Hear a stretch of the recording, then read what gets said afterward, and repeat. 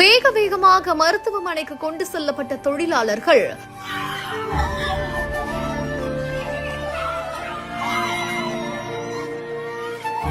குடும்பத்துக்காக உழைக்க போய் உசிரே போயிடுச்சே.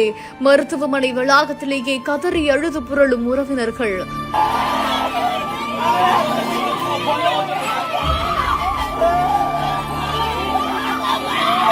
ராய்ப்பூர்ல தான் இப்படி ஒரு அதிர்ச்சிகரமான சம்பவம் நடந்திருக்குது. சத்தீஸ்கர் மாநிலம் ராய்ப்பூர்ல இருக்கக்கூடிய ஒரு மருத்துவமனையில கழிவுநீர் தொட்டியை சுத்தம் செய்வதற்காக 3 தொழிலாளர்கள் உள்ள போயிருக்காங்க.